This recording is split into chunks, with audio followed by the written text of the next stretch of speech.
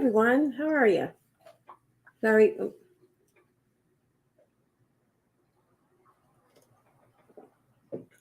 Sorry. I had to take some Tylenol. Forgot to take it before I started. All right. How's everyone doing? Hi, long time no see. I've been so busy working and I wasn't feeling all that great for a few days there. I'm still not feeling all that great, but feeling a little bit better. And I don't have to work tomorrow, so here I am. Hey, country girl.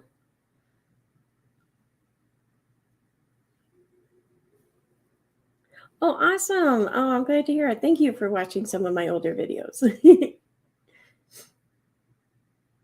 Megan. Hi, Lily. Hi, one crazy lady. All right. How's everyone doing? I hope well. It's a late Saturday night. I can see I'm not the only one who doesn't really do much on the weekends. Well, besides work, but I didn't have to work tonight. I had to work today. So, but I hope everyone's doing well. And like I said, sorry I haven't streamed here in a while. Been busy working, but I'm here tonight. Hey, Heather McDonald. All right, so I wanted to. I was trying to revisit some of the earlier things regarding Katie and 7M, especially because after reading from one of the last. What are you doing, puppy? What are you doing? Get out from there! Hey, get out! No, I don't know what you're after, but no, knock it off. But after reading one of the last filings, um, hearing about how like a lot of these links to these posts that they wanted to obtain during discovery, like these links didn't work. So, and I thought, I wonder if get out. I wonder if I have any screenshots regarding some of these posts. And now I don't know if I do, but I have a lot. I didn't realize it, but I have a lot. So I wanted to just, I don't know, I guess refresh my memory here on the stream. Here's the thing though, where they're at, I can't pull up as a share screen, so I'm going to have to like download each one and upload it. I didn't realize that until like 3 minutes before the stream started, so that sucks. But what I've seen so far, it will prove worth it. Here, let me just get this one.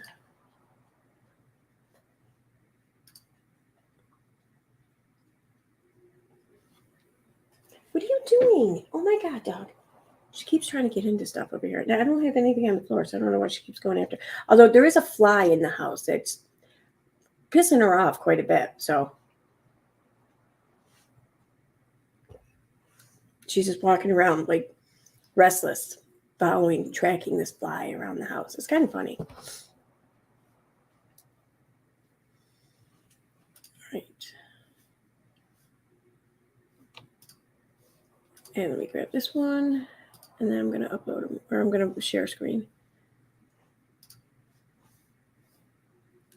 Okay. So here's two from the beginning of all this shit with Katie and 7M and whatnot. Dog, you're making me nervous now. Once I get it started by showing the first picture, everything will move smoothly after that. It's just the initial starting of it just takes a minute for my computer to like, I don't know, get its ass in gear. It's quite annoying.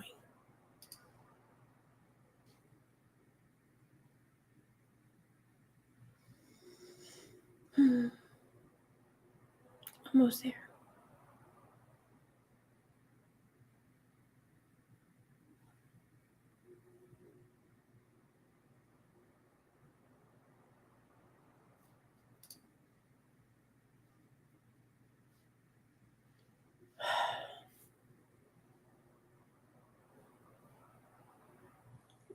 Where did it save it? Shoot.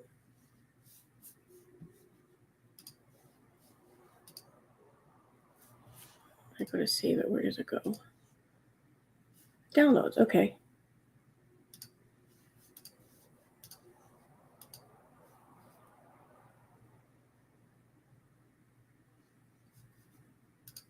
again.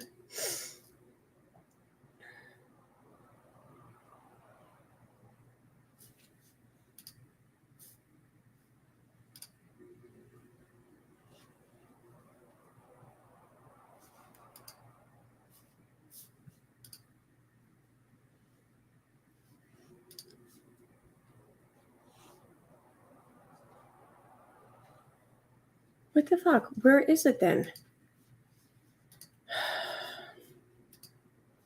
Save as.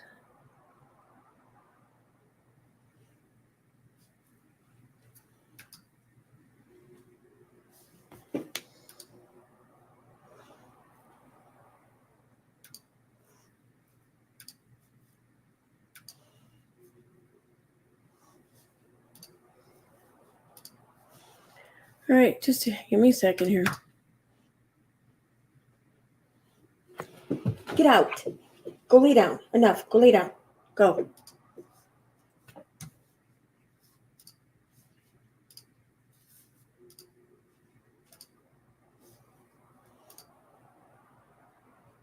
All right, try this. Desktop. Saved.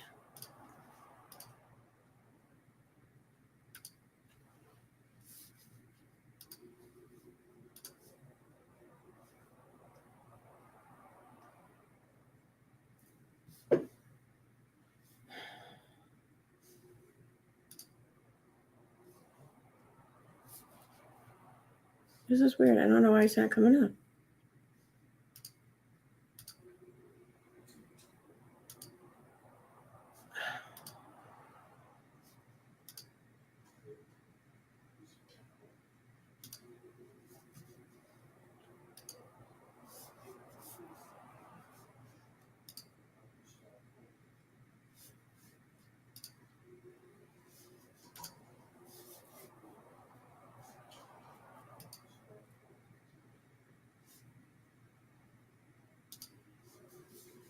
All right. I should have done it.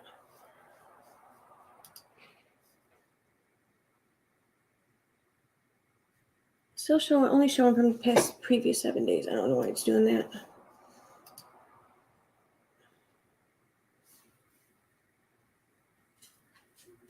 The server.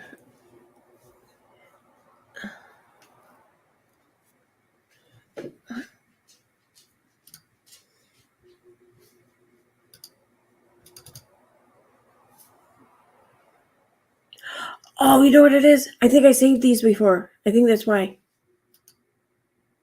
That could be why. What is this saving as? What's the name?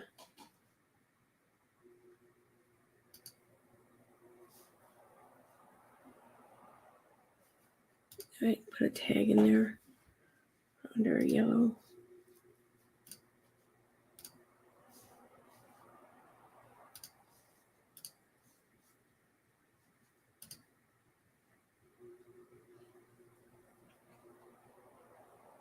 I bet that's it.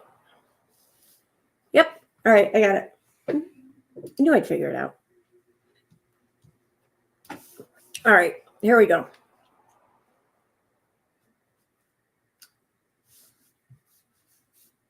So here's the first one. Now, mind you, I'm not sure when this post is from exactly. I mean, maybe there's a date on it. We'll find out in a second. But I received it March 9th, 2022. So it was from right around that time.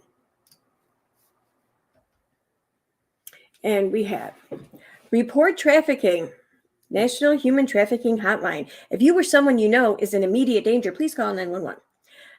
And then it goes on to explain what human trafficking is. And then Katie says,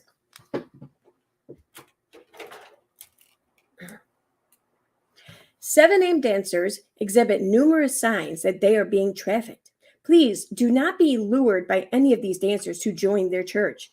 I want people to know the human trafficking is alive and active on social media. Smiles on faces do not at all mean someone is safe or happy.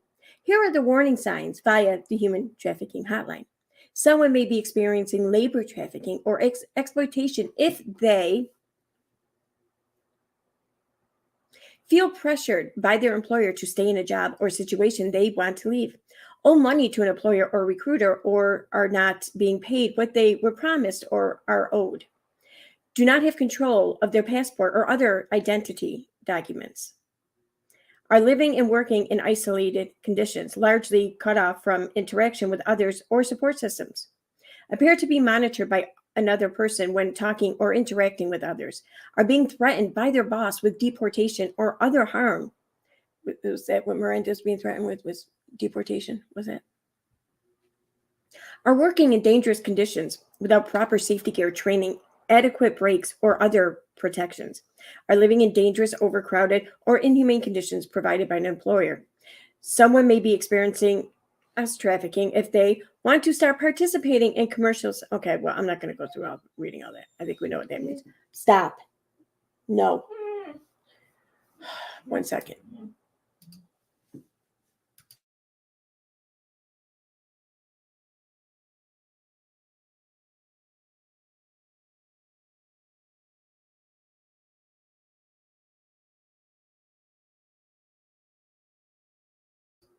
Okay. Well, okay. Um, okay, so yeah, and then she leaves the number there. But she never accused him of trafficking, right? Okay. All right, now there's this one. So we just have to save with a tag now. We'll stick with yellow.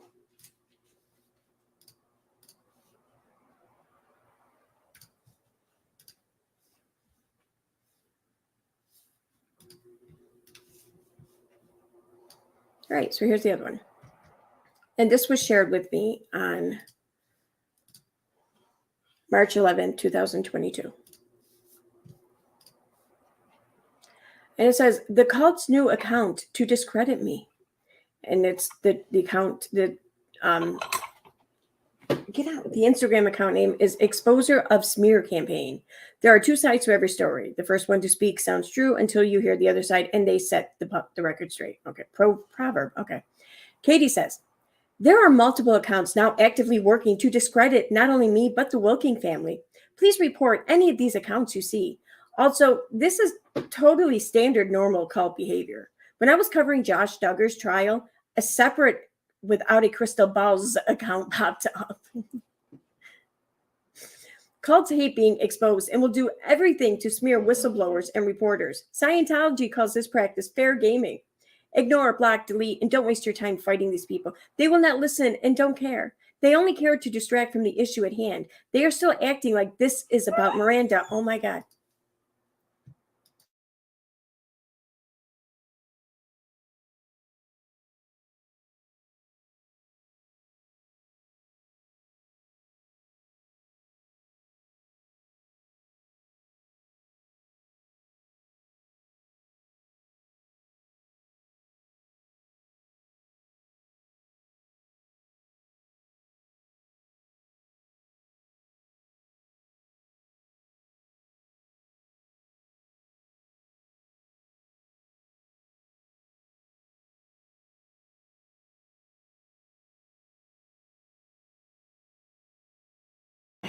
Okay, there.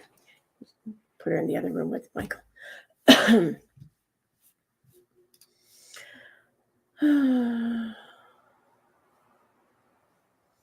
They are still acting like this is about Miranda. This is not about just Miranda. We've had dozens of friends and family members come forward of all the dancers.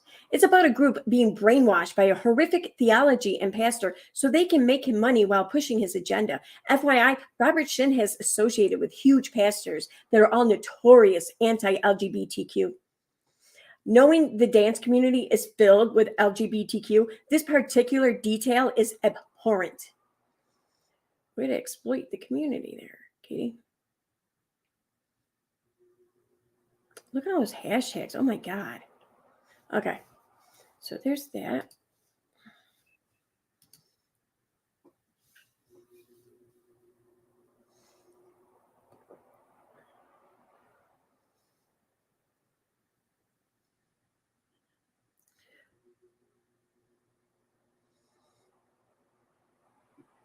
Okay, so here's this one.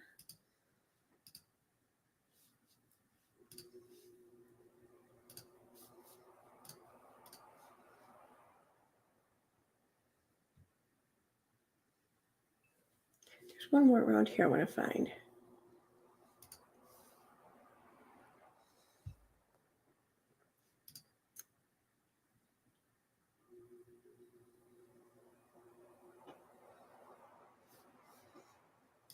I found a comment where she, I think it's a comment or a post. Maybe it's a post. Oh, wait, no, I went yellow, not orange. Whatever. Okay. Where she tags someone for the purpose of trying to convince them to not do business with 7M. I don't know, I just thought that was funny because, like, isn't this something that she claimed that she wasn't doing or something? Like she wasn't interfering with their ability to make money or whatever, when clearly she was. Oh, here it is. Is this it? Yep, this is it. All right, got it.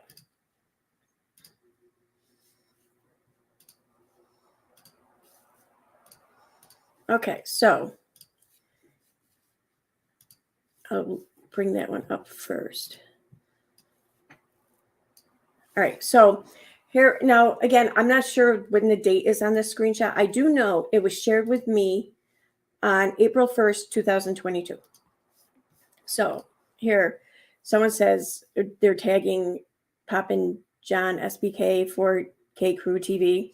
4K Crew TV responds, I don't know exactly the relationship with the dancers and the Shin 7M crew. All I know is the dance crew themselves are really great people and they were really great to work with. And I would love to hire them again for my next video once all this crazy stuff is worked out.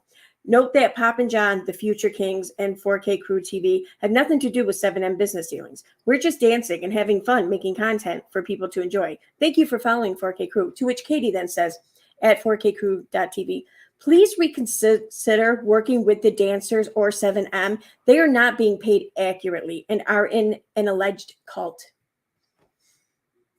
Wow. Okay then. That's interesting. And what's this one say? Oh, here she's talking about David Koresh and the Branch Davidians. David Koresh led the Branch Davidians, an offshoot of the Seventh-day Adventists. He taught his followers that they were the chosen few, and he was the leader of the mighty kingdom. Robert Shin refers to his followers as the mighty nation. He is taking scripture from Isaiah 60:22, which says, the least of his will become 1,000, the smallest the mighty nation. At the right time, I, the Lord, will make it happen. This passage is frequently misused.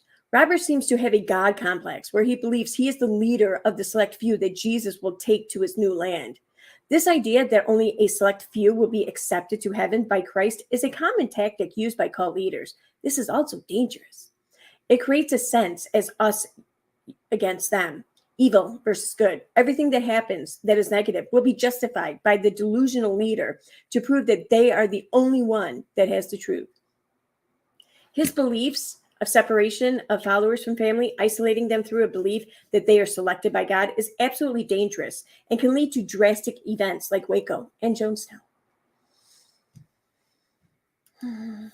Okay, and then next we have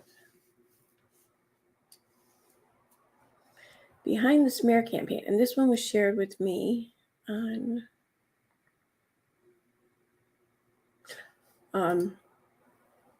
March 19th, 2022. Oh, and the Branch Davidians one, March 22nd, 2022. Okay. Shirley Kim, Chloe Shin, Hannah Grace Shin are the loyal women of Robert Shin that have no problem allegedly trolling and harassing detractors for him. Someone familiar with them looked at the hate account and said that the language used is likely these three women. Why? The source says these three women have the best English writing of the group. That sounds kind of fucked up. The others aren't as proficient with the English language due to English being a second language. Yet we know what you meant by that. It's pretty slimy that Robert throws women to the wolves to constantly clean up his messes. Again with these fucking hashtags. All right. And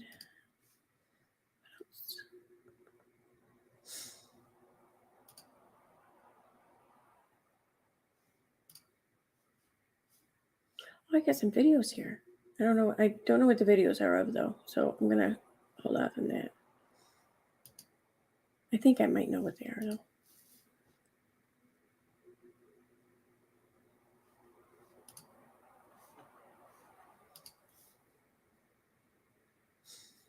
All right.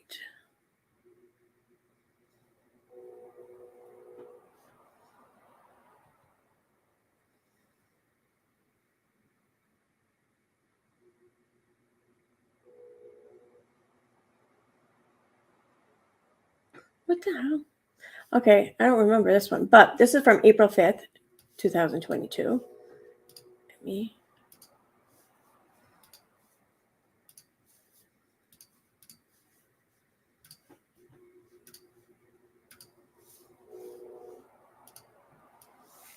All right, here we go. So, without a crystal balls. Y'all keep calling me Shirley, but I identify as Robert Shin's left kneecap and Todd Paulson's. Get it right. This account was started several months ago after my first was shut down. After Without a Crystal Ball, I had a big old diaper tantrum and mass reported my account. The last one was started in October 2021, way before all this Robert Shin nonsense took off. I've been around in the anti-Katie community for a hot minute. My account is calling her out. 7M Dance Crew is a byproduct.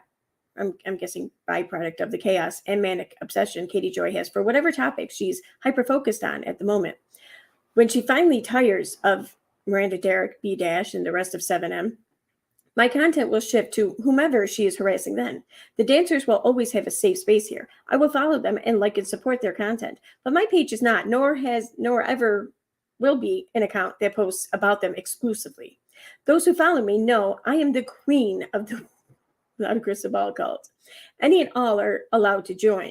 We will drink cult coffee and snark on Without a Crystal Ball shenanigans. It's fun. Want to join my cult? And then Katie had shared a screenshot of that post. And Katie says, last night I shared a post of this along with a photo. I assumed the photo was of the person outing themselves as the owner of the account. Oh, okay. I think I remember this. The caption was all about them and not about anything but them. Naturally, I assumed the photo was them. The photo was not of them, but of someone that knows Miranda. I'm so sorry to the person for posting the picture and my insensitive comments about their appearance. Holy shit. This is one of the few times she actually apologized. Or wait, did she? I want to say there's more to come. I never should have shared the photo, and I apologize to this person. Last night was a mess, but it doesn't excuse my mistake. So far, good. So far, it's a good apology. There's apparently drama happening where accounts are accusing a family friend of the Wilkings of being a Shin troll. I can attest that the person that's being accused of being a troll is a friend of Kelly's, and they've been friends since they were children. She is not a troll. She is not on the Shin's side. She is someone fighting for her friend and a young woman that she loves and cares for. I'm going to continue to do my job. I'm going to continue my investigation. I'm also going to request that the drama stop on all sides. Stop it. She is a good person and doesn't deserve this, nor does the other friend that asked for my help, and I was too confused to understand what to do. I accept it as an apology. I mean, it's not my apology to accept for granted, but as a bystander, I accept it as being a genuine apology, I think.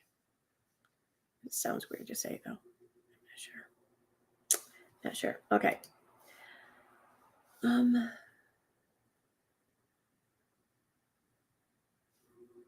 Oh, sorry, I didn't download another one yet. Okay.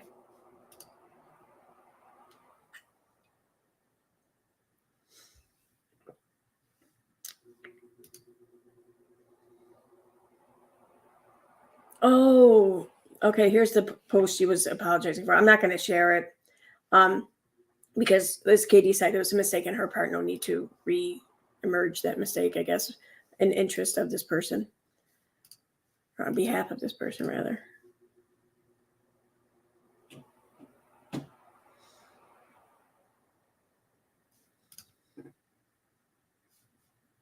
Okay, another one.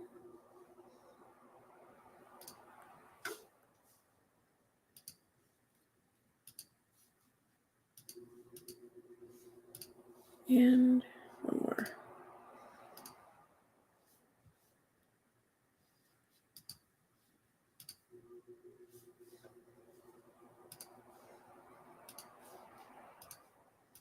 Okay.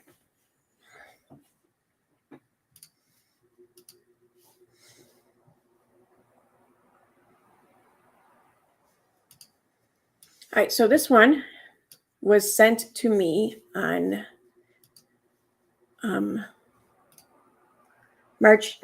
April 8th, 2022. Full stop. There are a lot of accusations that by contacting brands, we are harming the dancers. Full stop. Let's talk about this. How's that working out for you? Robert Shin and his team are controlling every move these dancers make. They control their money, time, and they are forcing them to live in property they either own or mortgage or manage. We are not hurting the dancers. The dancers are being hurt by Robert Shin. He's given them a place to live, damn it. Every single person I speak to, including experts on my team, say cutting off the funding to the cult is an effective way to stop them. The dancers are not paid by brands, don't run their own social media, and aren't making any of their own choices. Chloe and Daniel are telling them what to do, what to post, when to post it, and what to write. Chloe has gone as far as to create fake accounts to speak for Miranda. The cult doesn't allow them to speak to people when they are on jobs. This is borderline human trafficking. Multiple sources have told me that at jobs, their managers watch them like hawks. They aren't allowed to answer questions, and everything must go through Hannah Shin. They are working long hours. The Shins are paying them a percentage after they are paid. Then the dancers are required to pay them rent, tithe the church, and donate to Robert Shin. Lydia Chung sued Robert for doing this to her. He stole $4.7 million from her. He forged her name on documents. Shin only wasn't held accountable because of statute of limitations and First Amendment. Robert Shin told a source in 2019 his plan to build a sanctuary, have artists do everything on his property, and to charge them for everything. He allegedly laughed to the source and said he wanted all the money. These dancers may say they're happy, but they do not know the danger they are in. I've got so much I cannot share yet, but when everything comes out, you will be shocked. It's horrible what is happening. So no, we aren't hurting the dancers. That's Robert Shin. We are trying to cut Robert's exploitation of the dancers, period. Period.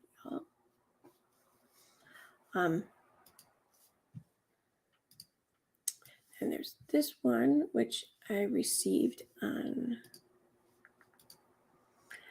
April 8th. Not Forever 21 limiting comments. I'll get up to there in a second. I don't support companies that support human trafficking, mind control, coercion, fraud, and men who hold the fear of hell over the heads of the people they traffic to work for them. Period. Allegedly. Boy, that's not fucking taking a mockery at that word, huh? I don't know what is. So where did they take? What are they hiding?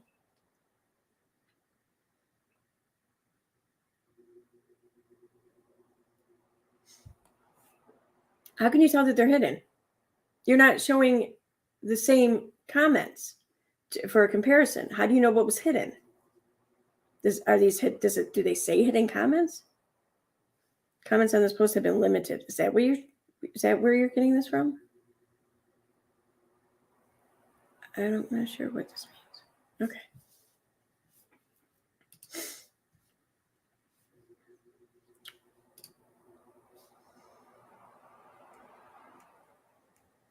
Oh shit. I don't care. I'm yeah. Oh, she did share these. Okay, yeah. Oh my god, this is funny. I forgot about this.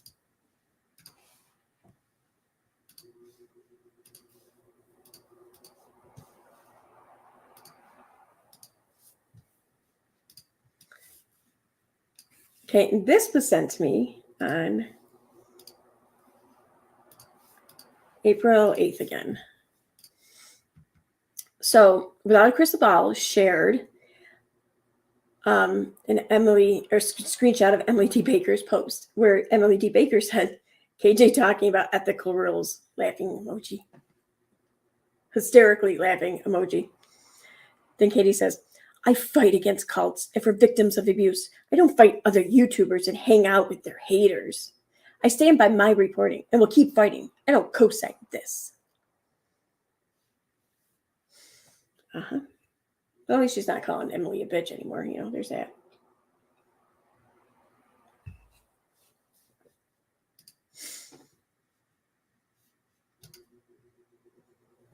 Oh, wait, there's more to that. Oh, my bad.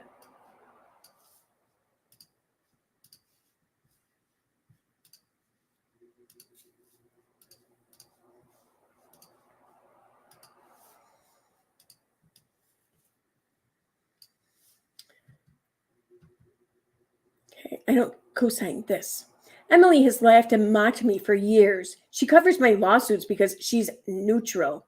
I live in a world where Emily can say whatever she wants about me, but if I respond, I'm bullied by her fans. I don't care about Emily.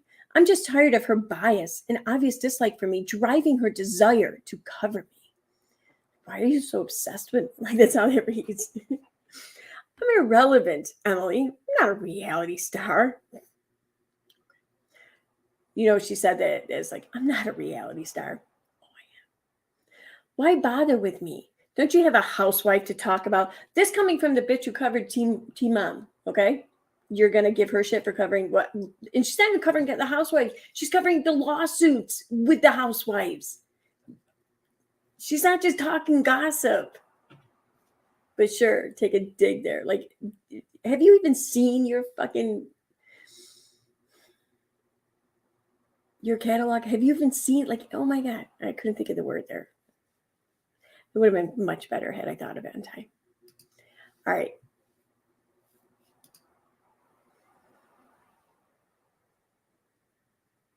Oh, that's interesting.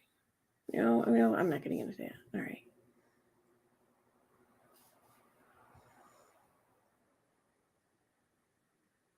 Oh, okay. I'm going to get into that. It looks like.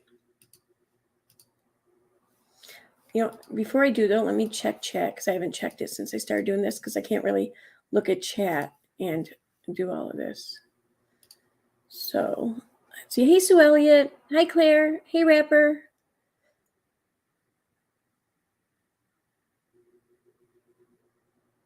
Hey, Elizabeth.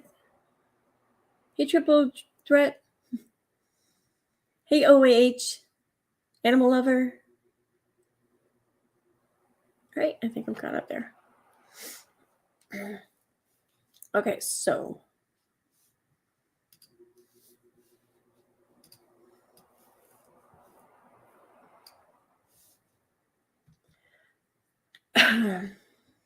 Email from the FBI about the stalking I faced due to the Westberg lawsuit. Yeah, I'm going to bite my tongue on that.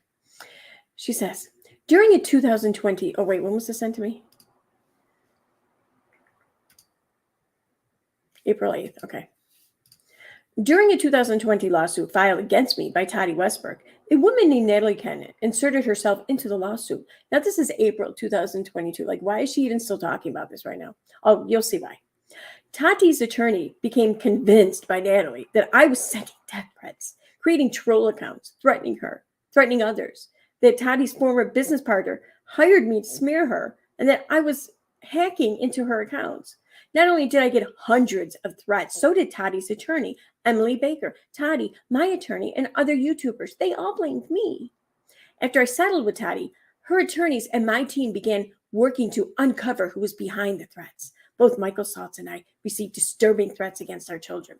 Natalie was able to convince most commentators on YouTube that I was behind all of this. Emily Baker, Creepshow Art, Truth Sleuth, Nick Snyder, Dustin Daly, Keemstar, among others, all believed these claims. Dozens of videos were made about me. Everything came to a climax this fall when Natalie Kennett spotted my home. Okay, I'm not reading all that shit.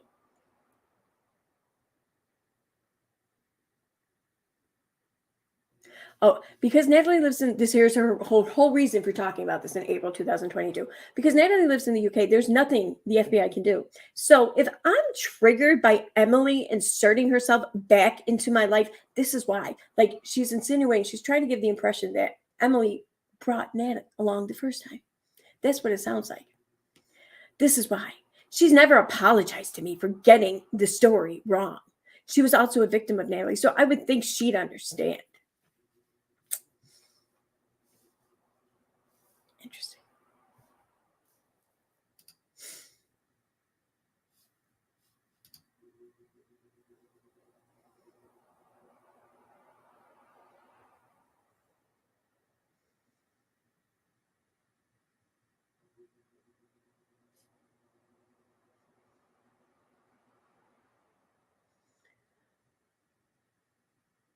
Okay.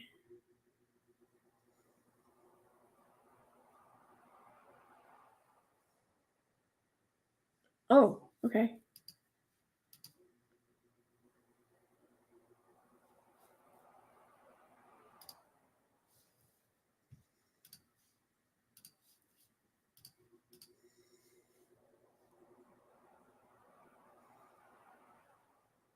And this one will get.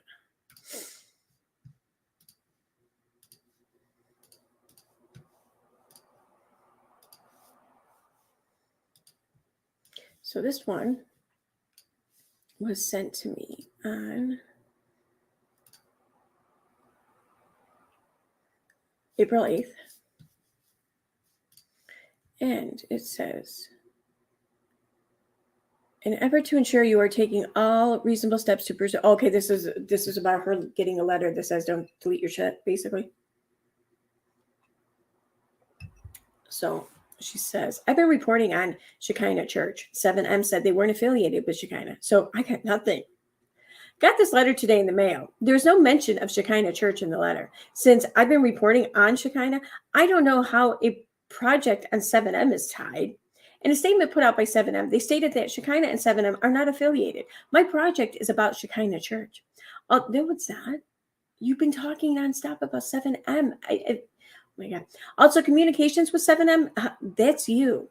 Don't worry, I don't destroy evidence. I find it very weird that this would be the information they are after because I have only spoken about 7M as they relate to Shekinah. I thought the dancers were not employees. Former members of Shekinah were never members of 7M.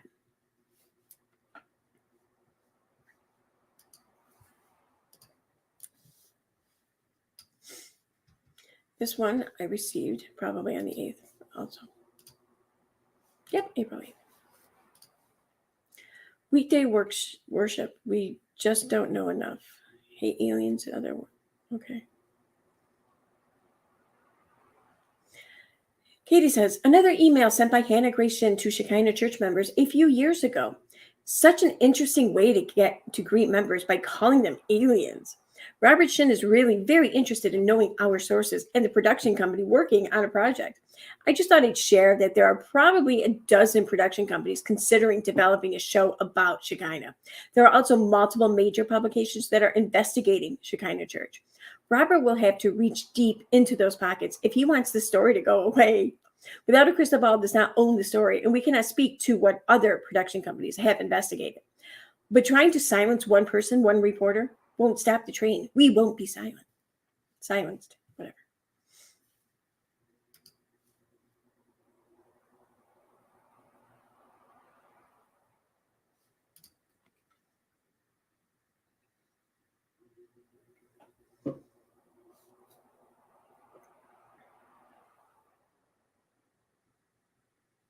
I'm gonna have to go back and look at that.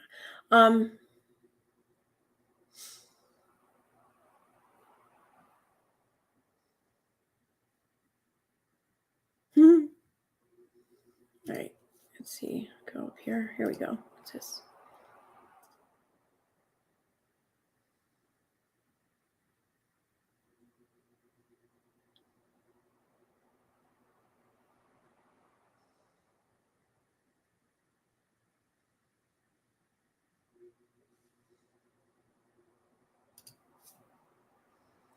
Let's see.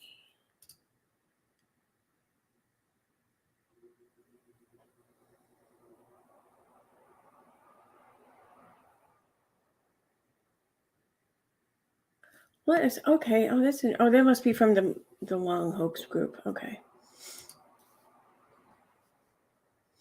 All right. Sorry, I have a lot of other stuff in here too. I don't really want to show. I don't care about that one right now. I don't care about their comments.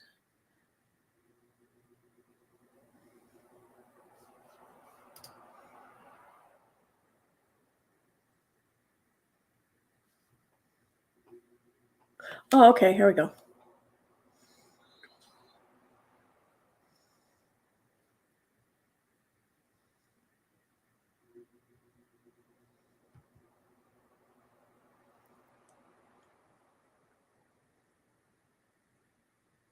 I don't know who that's about.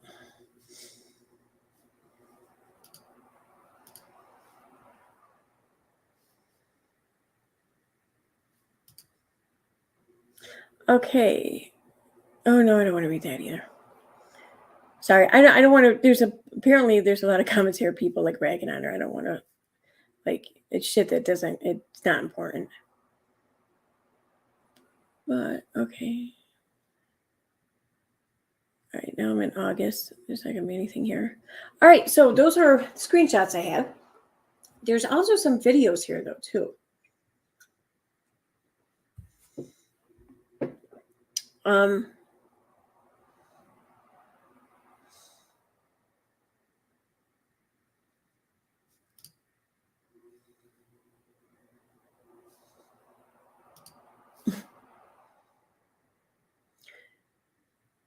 So I'm not sure. No, that one I have, but there's two here I haven't seen in a while.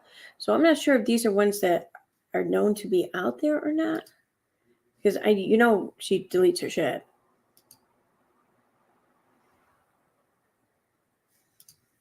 All right, so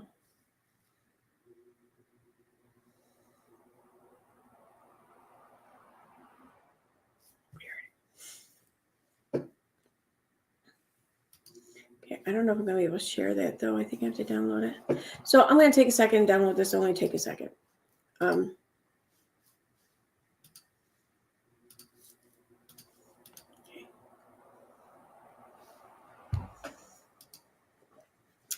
All right, in the meantime, I'm going to check chat.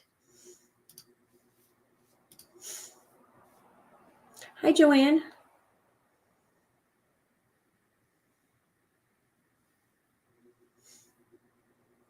Yeah, it's like when I was going through these a little bit before I scheduled the stream, and I saw how she was asking that one dance person, whatever, like, please reconsider, working with them, and I'm just reminded about how, she really did go out of her way to try to stop the income coming in. In fact, she alleges that she was instructed to do that she was told, like, if you want to stop a call, you stop the money from coming in.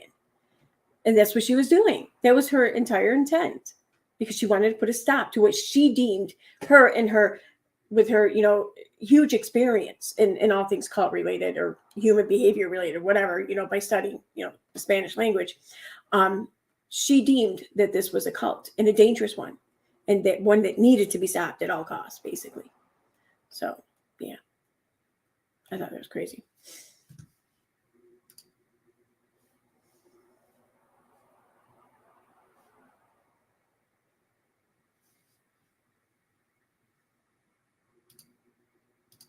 Yeah, holy shit, I downloaded already. I knew it would download quick. I didn't think it'd be that quick, though. I think it's my kid info.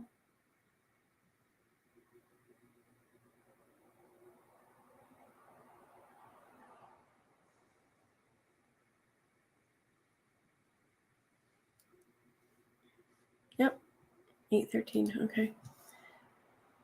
All right. Is it going to go up there? Oh, it is. Oh, that's wonderful. Okay, so I was sent this on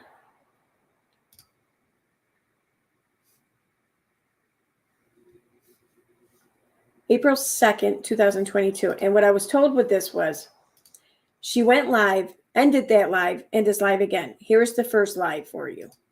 So, and I think I skimmed through these lives too, not long ago. And I think one of the lives is mostly about Josh Duggar. The other one isn't. I think this is the one that's not about Josh Duggar. Hello, everyone. I have a cat that is just jumping on here, and I just finished putting on my makeup, and I have some receipts for you. So I'm going to read you guys some stuff, and I will not be paying a ton of attention to the comments. But so obviously, I have been covering a lot of different topics for a long time, and what's happening right now with these accounts trying to smear me is nothing new to me. It's pretty standard with what I do. You know, it's easy to go after me than like the major outlets that are covering this. So sure. So let's talk about some actual factual relevant information that came about from a wage claim that was filed against Robert Shin and Alpha Plus Realty in 2011. So Robert and 7M on their Without a Crystal Clue wall or Clue account, they were acting like that everything that I had was bad information. So I thought I could just read you the actual documents and you can decide how you feel. So this is from the wage claim, which they lost, by the way. It says, at issue in this case is the plaintiff's contention that during the period claimed that she was under the control of defendant's chief executive officer, Robert Shin. There is no dispute that Robert Shin is a pastor. Plaintiff contends that all the people that worked for the defendant were religious followers of Mr. Shin, and they were instructed to work for the defendant and told that the work was being done for God. Plaintiff indicated that they had community compound living, meaning that they lived with the people that they worked with and were instructed where to live. Wasn't this? It's funny because the 7M dancers also live where they work and they live with the people that they work with. And their boss is Robert Shin. It's like imitation. So it goes on to say, plaintiff contends that the lunch meals were provided by the defendant and that they had to eat whatever was provided. They might not provide lunch anymore. That could be different these days. Who knows? But this was how it was back then, according to this document. So it says, defendant and they had to eat whatever was provided. You think she would want to know something, though? Like anything about what's being provided today before she went and made all these crazy claims and accusations about what's being provided or not. Lunch was prepared at the community house and brought to the defendant's place of business. They are not allowed to leave the defendant's place of business for their meal periods. Plaintiff testified that they were provided with rent and food, and they were relocated every 6 months, and the compound had a captain. Every compound had a captain. That's not culty at all, to have compounds and moving every 6 months. Like, what the hell? If that's true, that's like, why would you have a compound? Only I feel like compound is like a cult word. Didn't the Branch Davidians have a compound? Wasn't there a compound down in Jonestown? Yeah, but who's the one who's calling it a compound here? Because I don't think that this lawsuit was drafted by Robert Shin or anyone, on his side. This was drafted by the person suing him. So it would make sense, especially if she's trying to push the whole theory that this is a cult, that she would use cult-like words, right? I mean, it's not like she's got a dog in the fight or anything, right? I mean, come on. Plaintiff testified that the people that attended the church were required to do as Mr. Shin indicated if they were not, or else they were kicked out. Plaintiff testified that she and her husband were not living together during this period, although there is no dispute that the plaintiff had a joint checking account with her former husband during the period claimed. Plaintiff testified that she had no knowledge of how deposits were made into her joint checking account. Plaintiff contends that after she resigned, she discovered that payments were deposited into the joint checking account on a bi-weekly basis and indicated that her signature does not appear on any of the checks made payable to her name because she did not make the deposits. Well, then that's the kind of sounds to me like she should be taking it up with her husband at the time, right? Or her ex, whatever. I mean, right? Because he was the other name on the account. So he was doing things without her being on board, it sounds like. So, I mean, allegedly, who knows? So someone was cashing checks for her and forging the cashed checks. It says a review of this exhibit reflects that the payments were made on a semi-monthly basis and the check's dates are the 15th and last day of each month. And they do not reflect the plaintiff's signature. So the Labor Commission looked at the signatures and determined that, they weren't her signatures. The plaintiff testified that the checks were endorsed by Hannah Montgomery, a church leader and Mr. Shin's girlfriend. Her name's Hannah Grace Shin now. That's his wife. So apparently back in 2011, the plaintiff says that Hannah was endorsing checks and depositing them and forging her name. This is interesting. Okay. Plaintiff. Joanne says that is common with older couples. So yeah, it is. I totally agree with that. It is.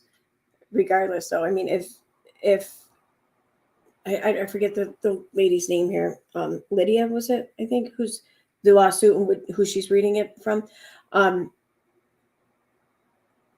still, I mean, if Lydia has a problem with the deposits or with money being taken out or checks being cashed or whatever, then still though she has to take that up with the other person on the account. If since that person was, from the sounds of it, that person was doing this either through the persuasion of others or through his own volition. I don't know, but still. Hey, Saul.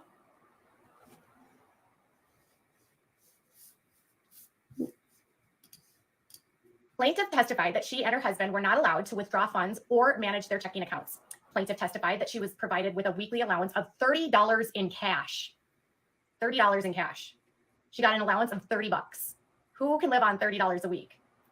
Plaintiff testified that if she accessed the account, she would get reprimanded because it would be considered as breaking church rules. Plaintiff testified to and presented a copy of an electronic mail message dated July 28, 2010 to Mr. Shin. Plaintiff's Exhibit 1, a review of this electronic mail message, reflects that the plaintiff is affirming that she used a credit card without permission and understood that she was being punished by not being provided with the $30 weekly allowance. And she wanted to know how long this would be for and was advised to contact Hannah Montgomery. So there was an email where she contacted Robert and said, I know I'm being punished because I used money of my own money. I used my own money without your permission, and now I'm not getting my allowance. Or what is she, 10? No, she was actually a whole adult when this was going on. Now, I want to note that I spoke to someone who was in the church not long. So forgive me here if I sound insensitive. I don't mean to. I do realize, and I fully understand that people can be in abusive relationships and find themselves being accepting of such treatment, for whatever reason, either through fear or whatever.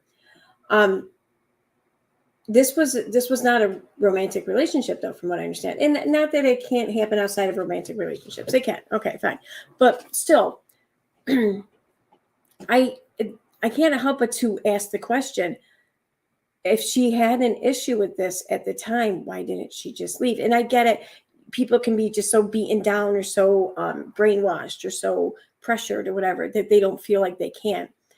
But this doesn't sound like it was the kind of relationship really that would foster such dependency. Like, I don't know, like such unregulated dependency. I don't know. I don't see how this happened. I'll be honest. I don't. I could be an asshole here, or just being insensitive, or just not realizing it. I get that. It could be me here, but still, I don't realize it. I don't see how this happened. Not long ago, they told me that they still have to get permission to use their money. That was the allegation. So I don't know that this has changed. I mean, they told me that Daniel is the one that has to, that was the allegation, is that they have to go through to Daniel to make decisions for everything. So she has to get permission to use her checking account. And there's an email verifying that the Labor Commission had and said, okay, yeah, that this is our evidence. And this verifies what her claim is. Plaintiff indicated that she discovered checks made payable to Robert Shin. Plaintiff testified and presented copies of checks made payable to Robert Shin. A review of the exhibit reflects that the checks had the plaintiff's former husband's name only. Plaintiff contends that a review of the bank statements reflects sporadic. Hey, feeling kind of breezy? It's just wild, though, how she treated the victims of this alleged cult. Yep, exactly. Transactions were made on their joint checking account, and that Hannah Montgomery was the one who managed the checking account. Did they just say that they were writing checks to Robert Shin and Hannah was the one that was managing this account? Is that what that just said? Is that what she just testified to? Interesting. And did it say that it reflected that? Plaintiff contends a review of the bank statements reflects sporadic transactions were made on their account and that Hannah Montgomery was the one who managed their checking accounts. Plaintiff's This is funny because I think, let me just show you something. It's like she just didn't even hear like those two first words that she read there. We got married and joined a management company that helped me to become successful in a matter of months. I started getting paid from endorsements that dancers like me never had before, and I've been able to pay off my debts. The management company manages my bookings, and helps me with my taxes and finances. They wrote fiancés. They misspelled that. Did you see that? It says finances. They're missing an N there.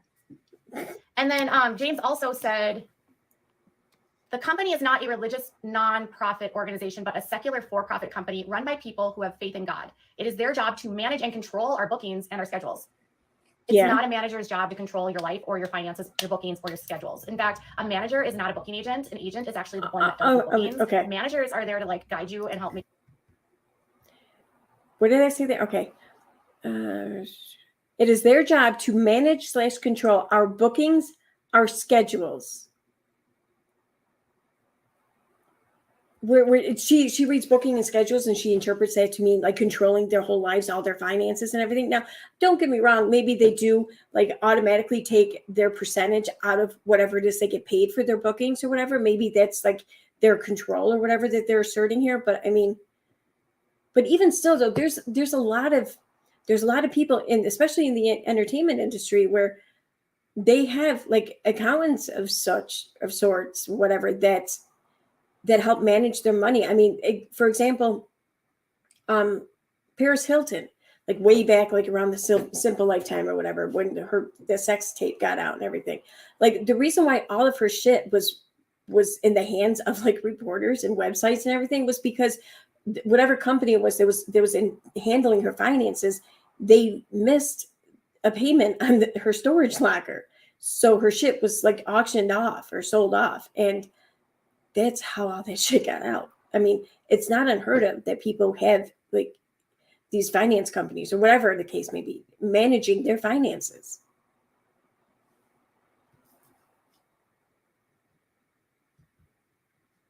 Come on, there we go. Help make you like make decisions, but they certainly should not be in your finances. They might give you advice, but they're not there to like on a day-to-day basis pay all your like. FYI, talents pay agencies and management companies to control their bookings and finances. They pay their agencies to control their bookings and finances. This is not a cult activity.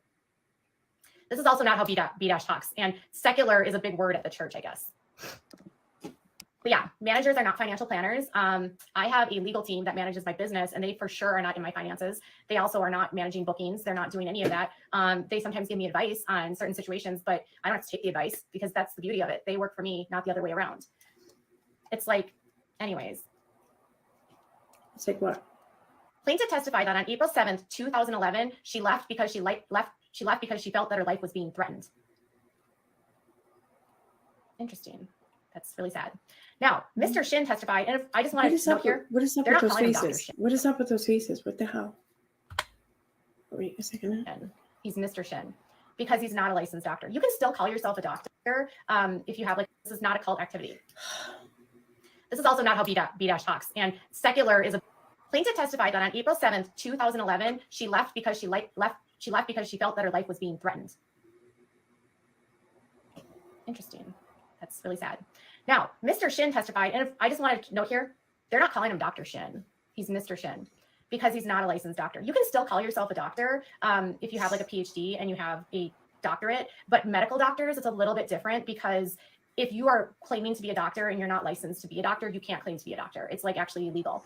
You can't be posing as a doctor and using that as like a way to show that you have expertise, especially if you're not licensed to be a doctor, because the world of medicine is highly regulated. So no, but I mean, if a person has gone to college and then medical school, they can be called a doctor in the same way that someone with a PhD or whatever is called a doctor, or someone like someone who graduates law school has a Juris Doctorate or whatever it's called.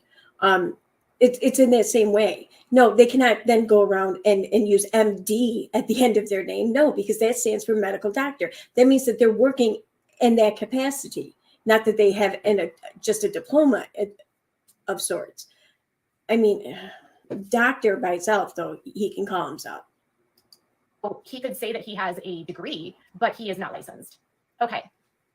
Mr. Shin testified and affirmed that the plaintiff worked for the defendant during the period claimed and that she worked part-time. Mr. Shin testified that the defendant did not provide plaintiff with any method of timekeeping because the workers are family and friends. So he didn't keep time. There was no time. Yeah, this person said it's kind of like impersonating a police officer. Exactly. You can't impersonate a doctor. Hold on. So he didn't keep time cards, which is illegal. All employers have to keep time cards. The place of business is a small, casual, informal real estate office, and this was during the real estate crash period. Mr. Shin contends that there was no need for extra help, but because the plaintiff's sister was the broker and the plaintiff was unemployed, he decided to place the plaintiff on payroll. Mr. Shin indicated that the plaintiff's rate of pay was $500 gross paid on a semi-monthly basis starting May 15th, 2010. He testified that he presented a notebook which contained 15 tabs.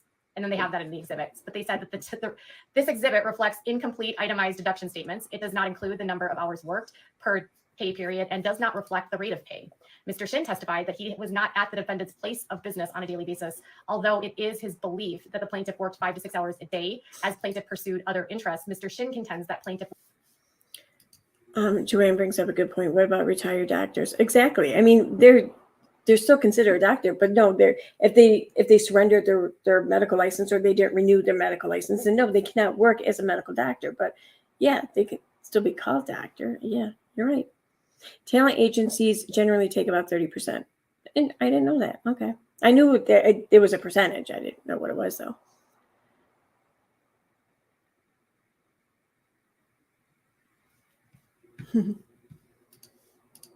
Plaintiff was not hired as an hourly employee and was hired as a salary employee. What salary employee, what person takes a salary of, what is that, $500 a month? She's making $6,000 or $12,000 a year. No, $18,000 a year. So $1,000 she's making 12 grand a year. Are you serious?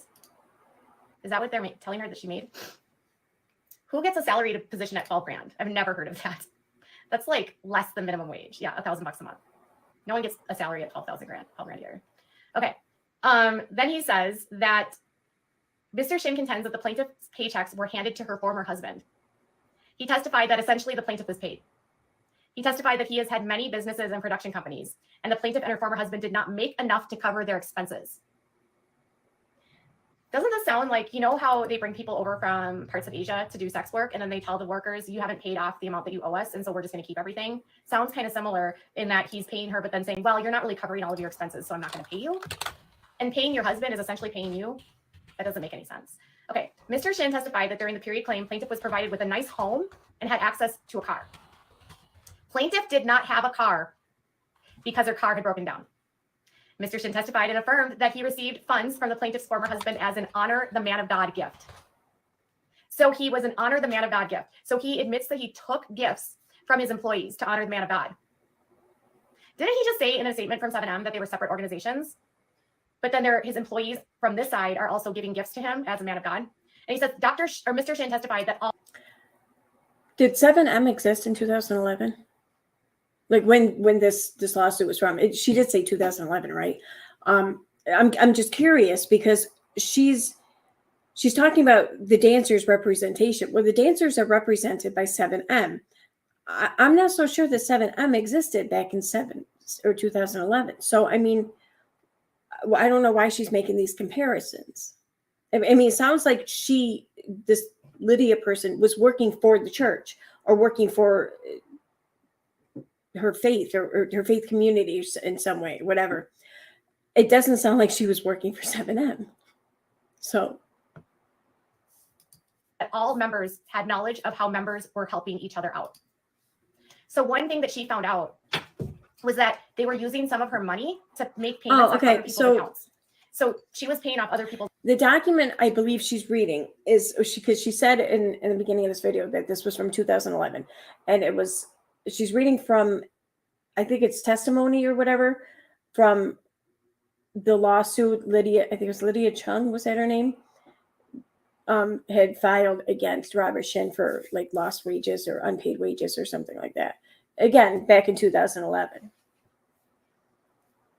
This is also the lawsuit, I believe, that she wasn't supposed to obtain copies to. Like they were supposed to be like under seal or something, I guess, still. People's debt with her money. Mr. Shin testified that during the period claimed, now the husband, I'm not going to use his name, testified that he did not work for the defendant during the period of the plaintiff's employment. The husband testified that he authorized the defendant to have access to the joint checking account and authorized the expenses paid by the defendant for another church member.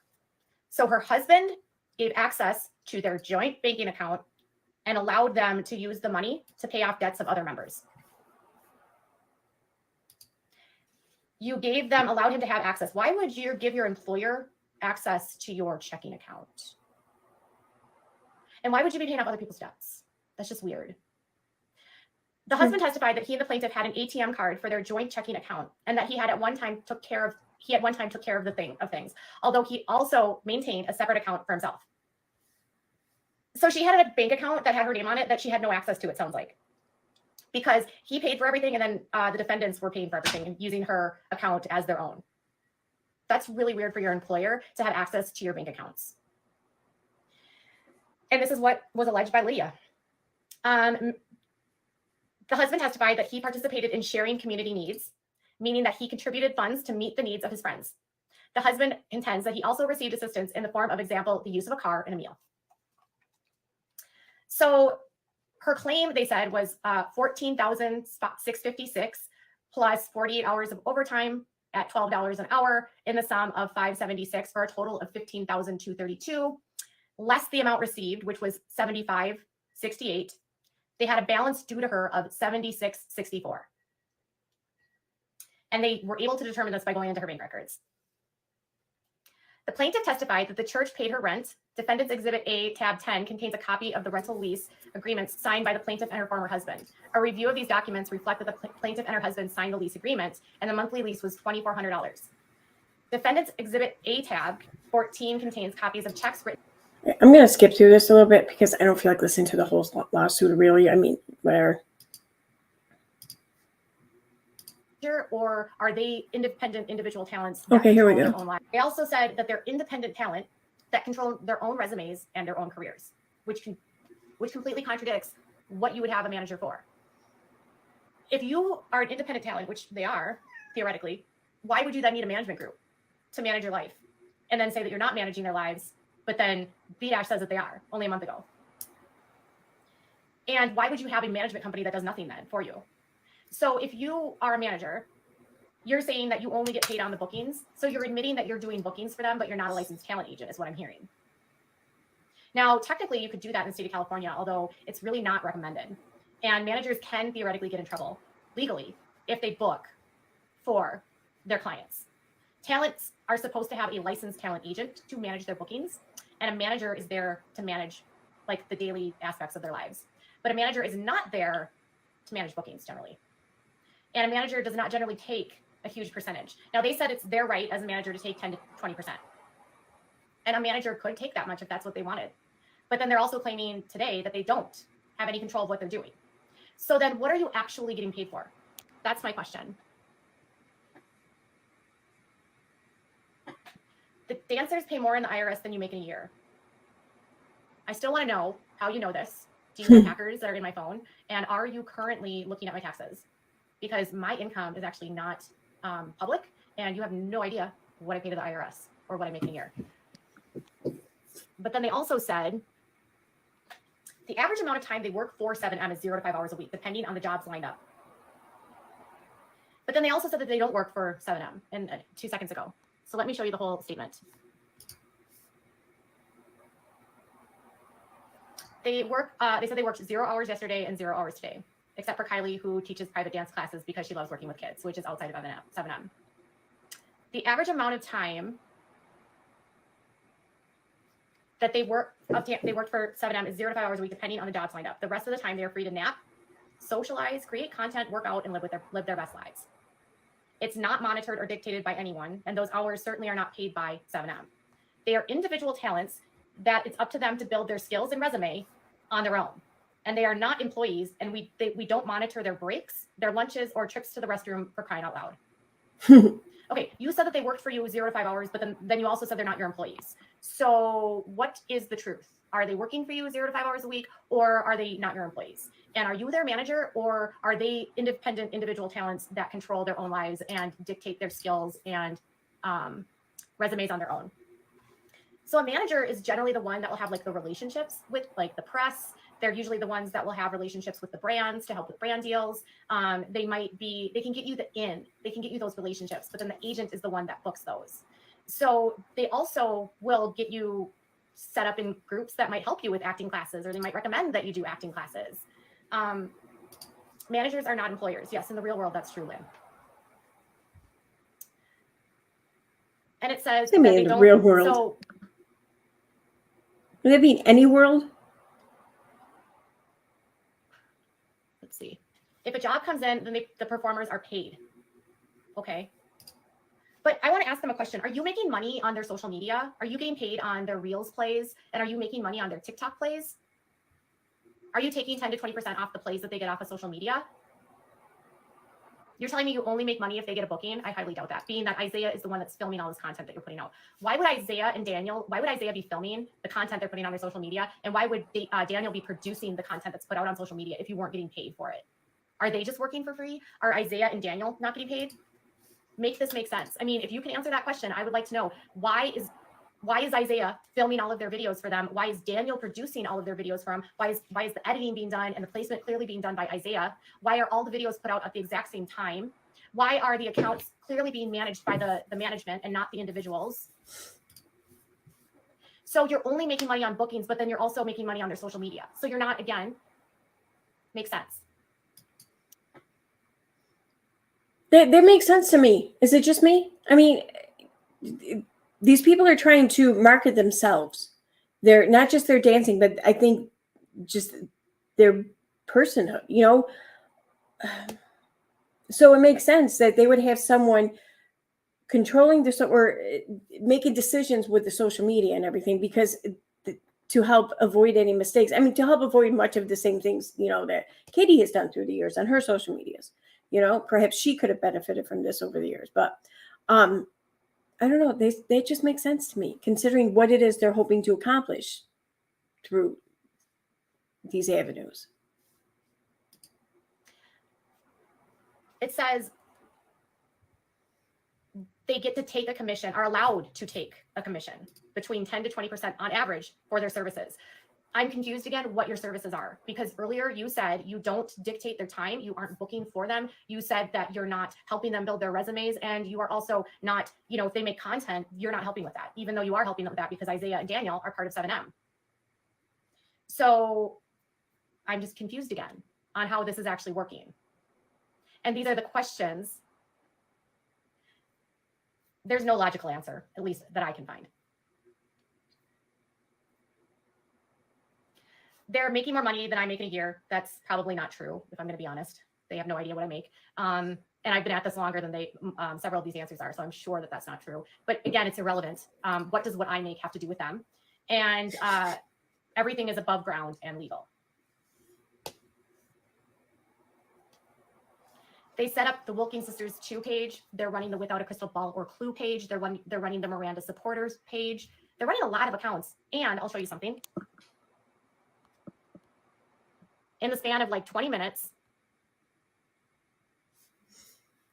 this account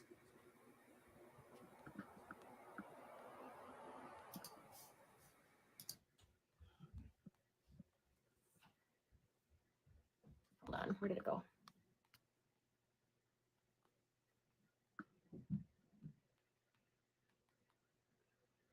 And this account. These are all their accounts. And then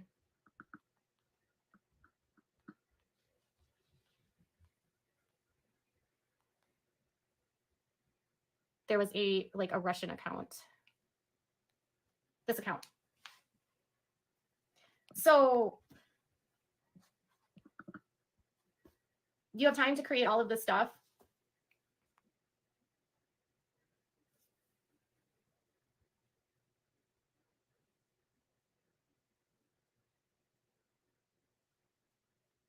You know, Lynn, I don't really think that speculating on what they could be making is really going to be beneficial right now, about what a Tommy Hilfiger page video would have made for them. Let's not speculate on the amount of money that they're making. It doesn't help, because I don't want to plant ideas in somebody's head that he got X amount of dollars on that thing, because I've talked to people who flat out told me that they're not making that kind of money, even remotely close. I think someone told me that for one of the commercials that they did, they made $17,000.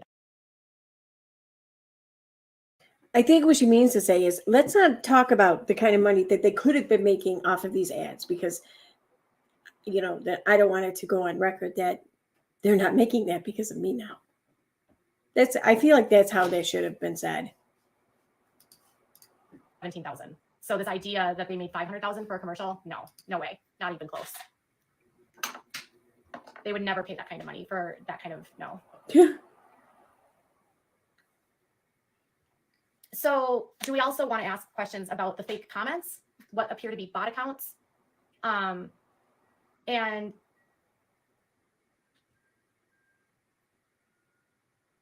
what appears to be bot accounts, what appears to be fake accounts that are following them, what appears to be that they might have bot followers, because some of them, for their reels, the views don't match the size following. I don't even have 100,000 followers, and I can get over 100,000 on reels, on some of my reels. But you're telling me that like Kylie, who has over 100,000, can't consistently hit over 100,000 on her reels, or that I was looking at Concretes and he had like 25,000 on one of his reels, but he has over 400,000 followers. That doesn't even make sense. Like, it doesn't make sense at all. And all of the likes and comments are the same. It's like a fire, or it's a let's go, or it's, and then all of their comments. Yeah. And then you've got Miranda's videos where sometimes she gets good views and then other times she doesn't get any. And Miranda's, we looked at her social media. Listen, I know that Miranda and Melanie had quite a bit of like success over on TikTok. And I know that. So she keeps referring, I noticed in these videos and posts around this time, I recall this too. She kept referring to her team, like her investigative team or whatever you want to call it. Like, who do we think her team was? Like, what do we think that it was the Cult Suck or Cult Yuck or whatever account or whatever it was, and Stop Culting or whatever? Like, do we think that was her team? You can spike in followers very quickly. That can happen in social media. But we audited her followers and we looked at the demographics. And with the system that we were using, I know they said take a commission. I know. Sorry, that was one of my sources, who's fake, by the way, sending me a message, who said they said that they can take a commission. Take, not earn, take. They use really weird language like control and take, like it's theirs. Okay. So next, what was I saying? Oh, so we noticed when we looked at the demographics of her account, we thought it was really weird because 42% of her followers were men.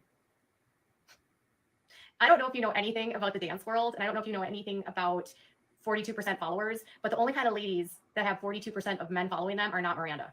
And I'm just trying to be very PC. She is not a sex pot, right? She's not selling her body. She's not a like Instagram model that's doing lingerie and bathing suits.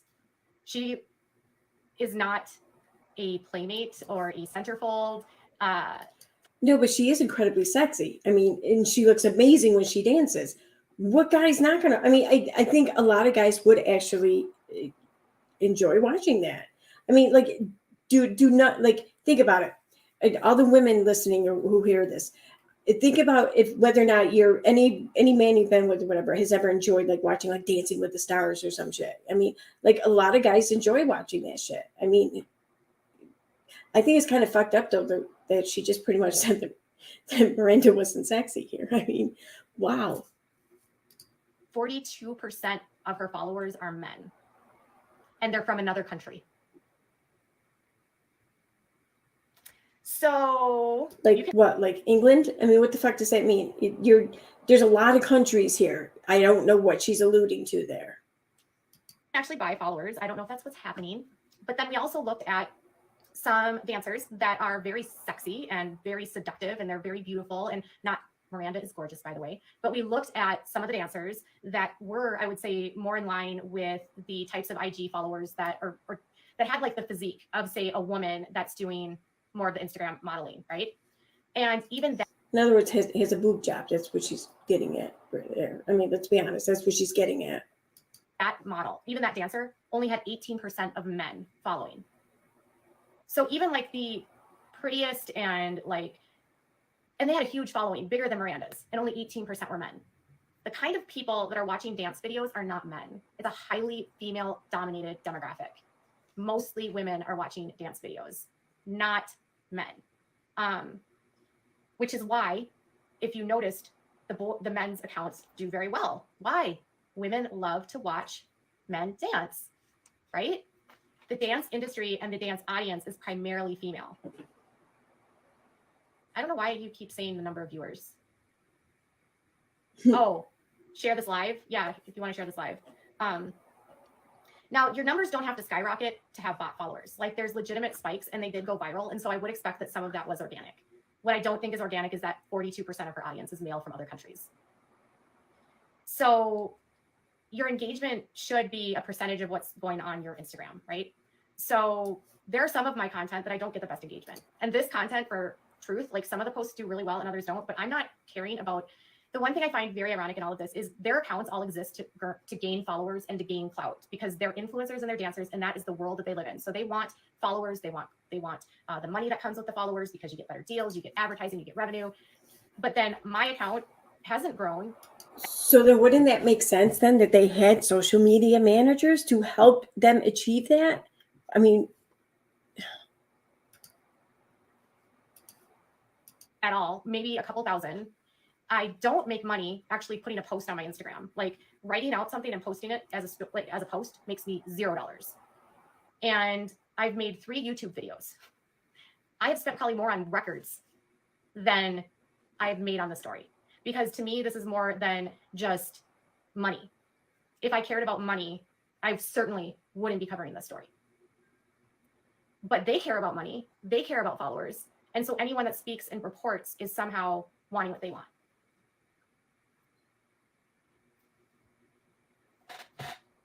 she looks so happy about this, about what she's alleging.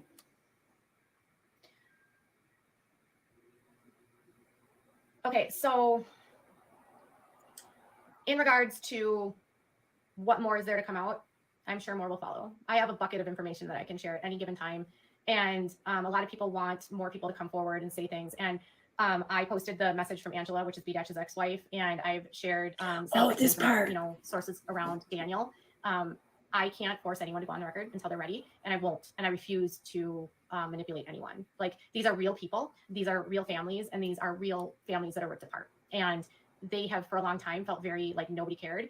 Some of them have been living without their loved one for 21 years. Others, it's been 10 years since they've seen their loved one. Some have, they were cut off more recently, but they all have the same story. And all they want is their loved one back and their loved one to realize that they can have an amazing life outside of all of this.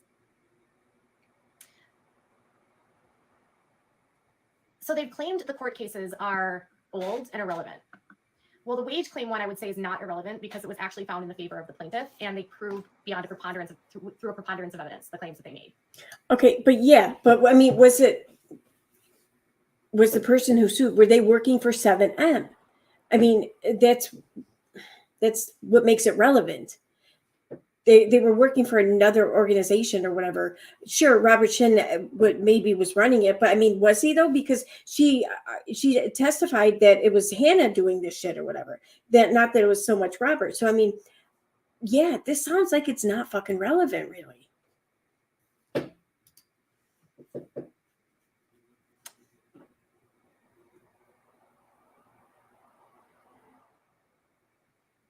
I would say people will start coming forward. I just say that like you can't, I don't know why like my reporting and what I'm sharing isn't equivalent in many ways to them coming forward. They've come forward to me and I'm sharing what they're telling you.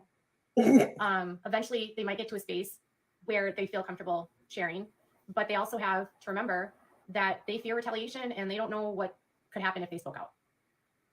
So you can't force someone to put themselves in a situation where they feel like their lives are at risk or their livelihoods are at risk or their safety is a risk. I can only do what I do.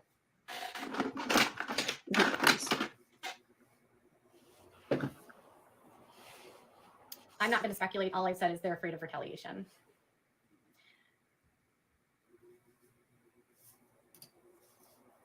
So I'd say the wage claim does not help him. Hey, Al. Hey, Al Capone. What's up? Good to see you.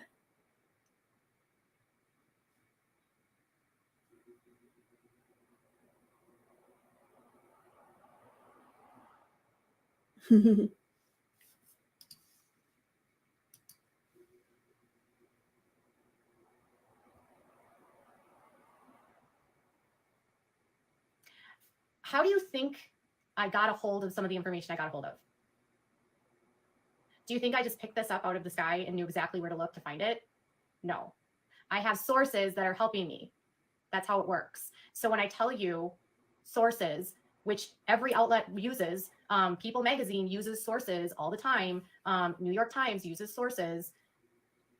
I'm giving you information that sources provide. So where do I get the information from if not from sources? They can use that as an excuse all day long. Who cares? Can they refute? Can they refute what I just read to you?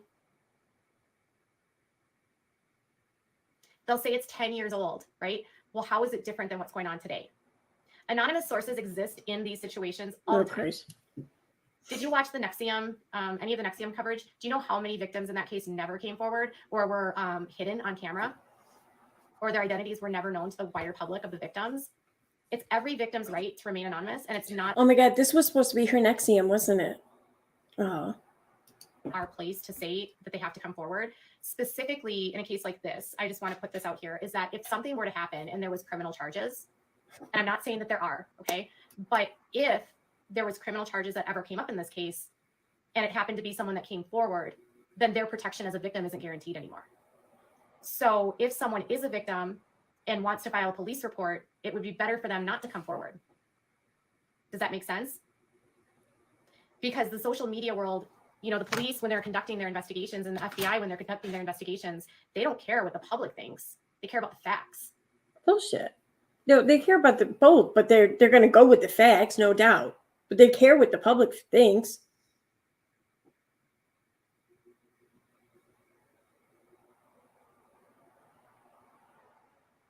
She looks mad. You've had people like the NXIVM people come forward. See, everyone, I don't want to get frustrated here. Everyone keeps talking about how one person from NXIVM came forward. Okay, Sarah Edmonds went to the New York Times and shared what happened to her. Okay. She did a lot to risk that, right? She was also a leader of NXIVM. And if we're going to be honest, she was a victim of NXIVM, but she was also a perpetrator because she also brought people in and was part of the system and was a leader of NXIVM. Sarah's story helped free and take down the cult, but it also probably helped her avoid charges because she blew the whistle. Every other person around Sarah that was involved in this was charged, but Sarah. Think about that. She was close with Raniere, so she didn't get charged, nor did Mark, and those were the people that came forward. They risked a lot to do that too, and they had to hope that the feds wouldn't charge them by doing that. This isn't NXIVM. This isn't the same situation. And coming forward doesn't mean they have to come forward publicly. There's a lot that's at stake here for people, and people get really irritated and they want people to just jump up and down. When I'm literally talking to the victims or alleged victims in this case, I can't tell them that they need to come forward when they're a mom and they've moved on with their life and they don't want to hurt their child, or they don't want to have to go through the trauma again, or they're worried about how it might affect their business, or they're afraid that, you know, their child could get hurt through the process, that their businesses could get hurt through the process, that they could lose their livelihoods as a result of this. Like, it's been 1 month. Frank Parlato, who did the blog for Keith Raniere and was going after NXIVM, he did that for years before anything happened. They were tracking what Keith was doing for years before that NXIVM article came out in the New York Times. Years. Frank Parlato was also a part of NXIVM, which is, again, like a completely different world and a much bigger group. You're dealing with NXIVM that had thousands of people involved in it, and you're comparing it to a group that has, you know, at the peak of the church had 70 members. So that always kills me. That always kills me that she's been spending so much time and focusing on this church where at its peak had 70 members, like not even 100. Like, why? I risk because they're easily identified by the leaders. They know everyone. It's not like NXIVM where there's 8,000 or 10,000 or 20,000, or Scientology where there's a few million. You're talking about 100 people, maybe. It's just not the same. So we have lots that we're doing behind the scenes, but we're not pressuring victims right now. And that's not going to be my job. I know you guys want answers right now, but I'm not going to push anyone to do anything they don't want to do. So if there would be any investigations into any of this, I would not report that. The last thing you would ever want to do is to tip off someone that they're under the investigation of the FBI. And I don't know of anything, but if there was, I would never report that. And you said, is the FBI secretly investigating this? If they're secretly investigating this, wouldn't I be giving away their secret if I said that they were? You never want to tip off someone that they might be under an investigation, because they will delete evidence. They can get rid of people. They can move people out of the country. It's like the FBI and the feds, they work so. They will delete evidence, she said. That's funny. That's funny. Low key, you don't even know that they're there.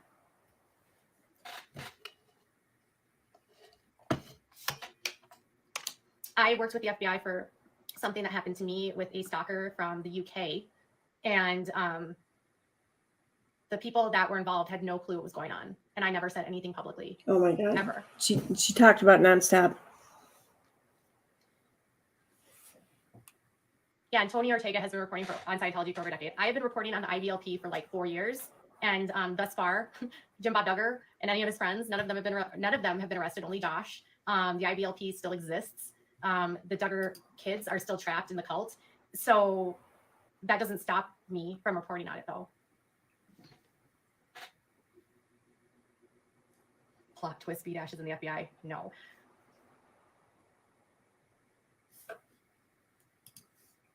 I don't want to say, I don't know what the outcome is going to be. My hope is that this will end and that the dancers will leave, that they'll be able to live an independent life and have success outside of this. They could all be so successful. If you're gonna, you guys are so silly. We Need a Mole. Why would you put We Need a Mole on a public live that they'll take a screenshot of? Then they're gonna, you guys are outing their secret FBI investigation, and you're also outing that you're gonna plant a mole in their organization. Y'all are so silly. You don't do that.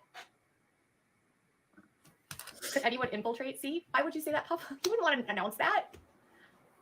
You would never want to announce that. Yes, Desi says, you were attacked for hating Christians for reporting on the IBLP, and then when Josh was arrested, people finally researched that it was public all along about the cult. Exactly. Okay, so let me give you sort of an example of the Josh Duggar situation. I've been covering fundamentalist Baptist IFB for years. Most of you that have followed me, especially my IBLP survivors, specifically the survivors of Bill Gothard. I have so many of the survivors of Gothard that I have spoken to and have, helped with just putting out stuff that they've written or sharing. They've helped me better understand how to report on the situation. When I started reporting on it, it was like no one thought that they were a cult, even though it was so evident, right? And there was all this evidence that, Derek Dillard was screaming in 2017. Okay, I'm going to end it here. There's only a minute left anyways. And she just goes on to talk about the Duggars. And in fact, this live ends and she starts a new one and she just continues talking about the Duggars for like another 20 minutes. So I'm not going to pull that up. But, hey, Lefty, how are ya? Hello. I am going to wrap this up though now because I am tired and it's now 3 a.m. And though I don't have to work tomorrow, I am going to go, I don't know, try to get somewhat of a decent night's sleep because I have a lot of plans tomorrow. So, but I'm glad that we finally got to do a live stream because I haven't done that and done one in days. It feels like a week, but I don't think it's been that long, like 3 or 4 days. So, and I won't be live streaming tomorrow night because I won't be home until very late and I'm going to be tired when I get home. So probably not until, I don't know, Monday or Tuesday. I think, maybe. But anyway. All right, guys. Have a good night. Thanks for being here. I'll see you soon. Bye.